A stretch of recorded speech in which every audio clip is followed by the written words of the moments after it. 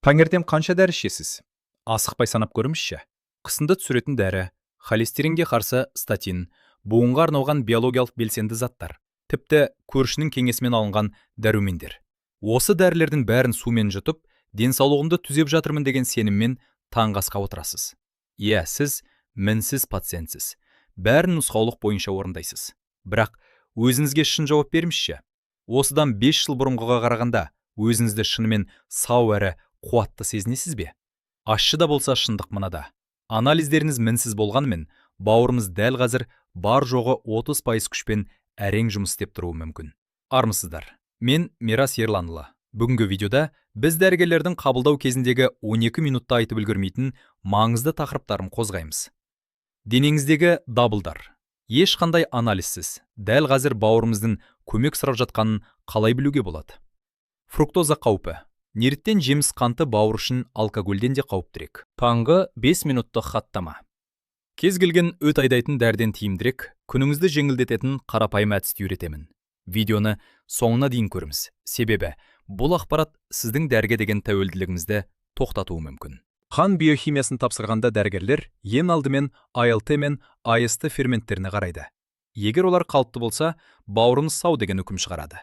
Бірақ бір маңызды нәрсені түсіну керек. Бұл көрсеткіштер бауыр жасушалары жаппай бұзыла бастағанда ғана көтеріледі. Бұл терезеден шыққан түтін сияқты. Түтіннің көрінбеуі өрттің жоқтығын білдірмейді. Тек жалынның әлі терезеге жетпегенін ғана аңғартады.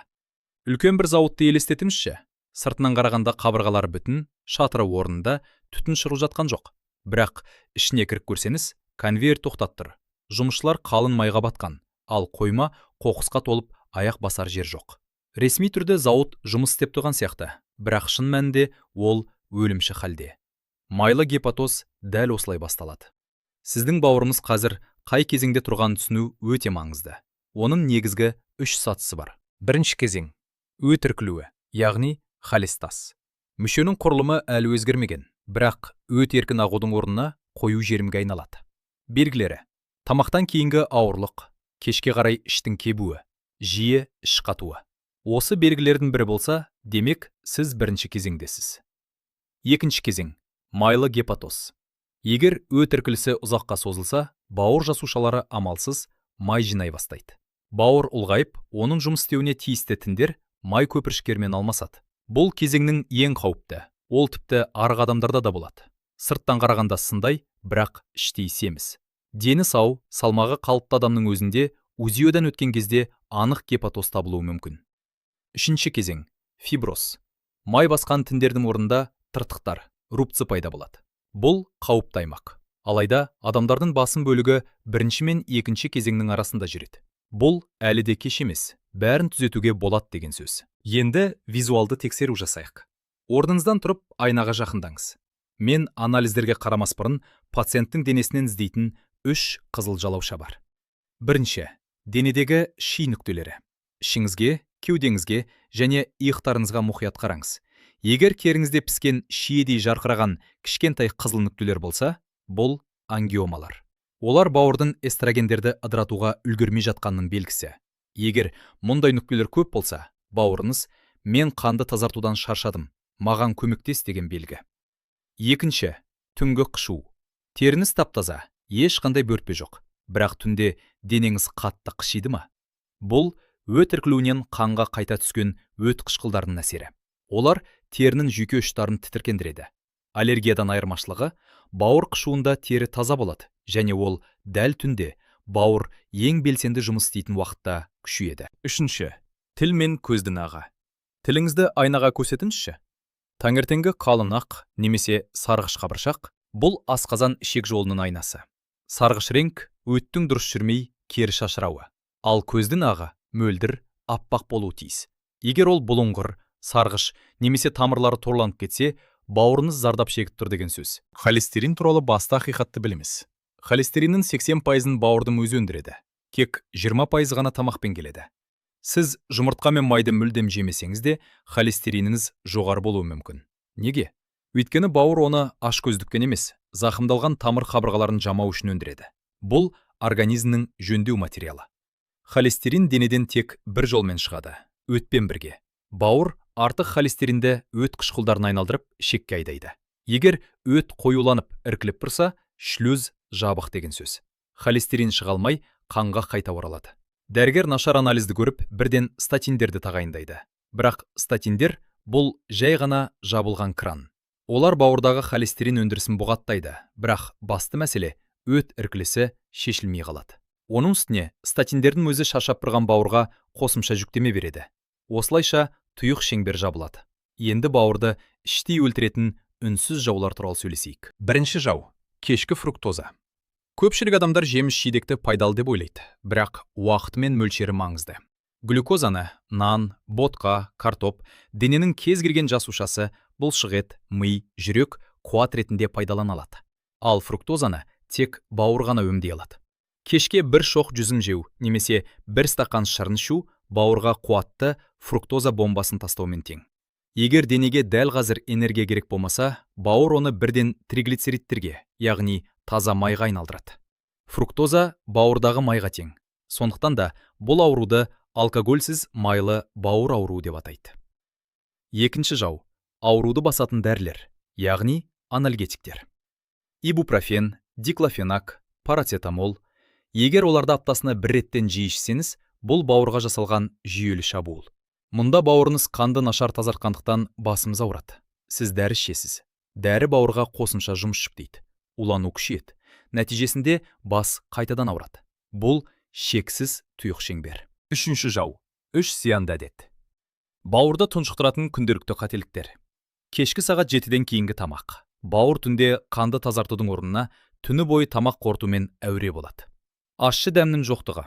Егер рационыңызда ащы, қышқыл дәмдер болмаса, өт қабына жұмыс істе деген сигнал бармайды. Нәтижесінде өт тұрып қалады. Қозғалыссыз өмір. Бауырдың өздігінен жиырылатын сорғысы жоқ. Оны тек жаяу жүру кезіндегі диафрагманың қозғалысы ғана массаждап, қанды айдайды. Егер сіз күні бойы отырсаңыз, бауырыңыз батпақта тұрғанмен бірдей. Енді бауырдың жұмысын қайта жандандыратын қолжетімді әрі тиімді 3 өнімге тоқталайық. Брокколи және крестгүлділер. Олар орамжапырақ тұқымдастарына жатады.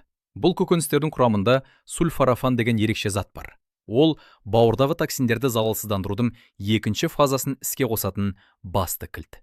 Дәл осы фаза оларды орап, сыртқа шығаруға жауапты. Басты құпия. Брокколиді езілгенше қайнатпаңыз. Сульфорафан жоғары температурада тез ыдырайды. Оны небәрі 2 минут қайнаған суға батырып алыңыз, немесе буға сәл ғана пісіріңіз. Түскі асқа небәрі 100 грамм брокколи жесеңіз, 2 аптадан кейін ойыңыздың айқындалып, сергек бола бастағаныңызды сезесіз. Ащы дәмдер. Рукола, редис, горчица. Ащы дәм. Өт қабы үшін іске қосу түймесі іспеттес. Организм ауыз қуысындағы ащылыққа жауап ретінде дереу жаңа өт бөле бастайды. Тамақ алдында желінген ащы дәмдер шлюздерді ашады. Өт ішекке қарай ағады, ал онымен бірге артық холестеринде сыртқа шығады. Сондықтан етке қосылған аздаған горчица бұл жай ғана дәмдеуші емес, нағыз емдік процедура. Жұмыртқа сарысында бауыр жасушаларының негізгі құрылыс материалы лецитин бар. Бауыр жасушаларының 50% фосфолипидтерден, яғни лецитиннен тұрады. Лецитин қандағы майларды, тура майлы табаға тамызылған жуғыш зат сияқты эмульсияға айналдырады. Май ұсақ тамшыларға ыдырап, ағзадан оңай шығады. Мұнда бір қызық жағдай бар. Холестеринді төмендету үшін құрамында холестерині бар өнімді, яғни жұмыртқаны жеу керек. Әсіресе 60 жастан асқан жандар үшін таңертеңгі 2 жұмыртқа таптырмас қуат көзі. Дәл қазір сіздерге бауырды құтқарудың 5 минуттық таңғы хаттамасын ұсынамын. Енді ең бастысы, күнделікті орындайтын қарапайым әдеттерге көшейік. Бірінші қадам – жылы су, яғни ішкі душ. Оянғаннан кейін қолыңызға телефон емес, стақан алыңыз. Ас үйге барып, бір стақан суды 50-60 градусқа дейін жылытыңыз. Жылы болуы шарт. Себебі түнде өт өзегін жауып тұратын кішкентай клапан, одисфинктері, жиі жиырылып жабылып қалады. Суық су бұл түйілуді күшейтеді, ал жылы су оны рефлекторлы түрде босаңсытады. Осылайша түн бойы жиналған өт жол ашық деген сигнал алады. Егер асқазаныңызда жара немесе гастрит болмаса, суға жарты лимон сығыңыз. Немесе бір шай қасық табиғи алма сірке суын қосыңыз. Қышқыл дәм өт бөлінуін еселеп арттырады. Мұны ішкі душ деп есептеңіз. Ол түнгі клевейді жуып, ішек жұмысын іске қосады. Екінші қадам – майлы таңғы ас. Таңғы асқа тек сұлы ботқасын немесе тәтті творог жеу қателік. өт қабы тек майларға жауап ретінде ғана жиырылады. Май жоқ па, демек сигнал да жоқ. Өт тұрып қалады, қоюланады, соңында тасқа айналады. Сондықтан таңғы асқа жұмыртқа, сары майдың бір кесегі немесе майлы балық жеңіз. Сонда өт қабы түнгі өл өттен толық тазарып, сіз күні бойы сергек жүресіз. Үшінші қадам. Қозғалыс. Механикалық сорға. Күндізгі алтын ереже. Тамақтан кейін бірден отырмаңыз. Небәрі 10 минут жаяу жүріңіз. Аяқ жұмыс істегенде диафрагма белсенді қозғалып, бауырды уқалайды. Бұл ешқандай дәріні алмастыра алмайтын ең күшті механикалық сорға. Есіңізде болсын. Бауыр денедегі регенерацияға, қайта қалпына келуге қабілетті жалғыз мүше. Егер оған дұрыс күтім жасасаңыз, ол кез келген зақымнан кейін де қайта орнына келеді. АЛТ мен АСТ анализдері тек өртті көрсетеді. Біздің мақсатымыз өртті болдырмау. 3 өнімді: брокколи, ащы дәмдер және жұмыртқаны міндетті түрде пайдаланыңыз. 3 шауды ұмытыңыз: кешкі фруктоза, себепсіз ішілетін анальгетиктер және қозғалыссыз өмір. Өзіңізді күтіңіз. Келесі кездескенше.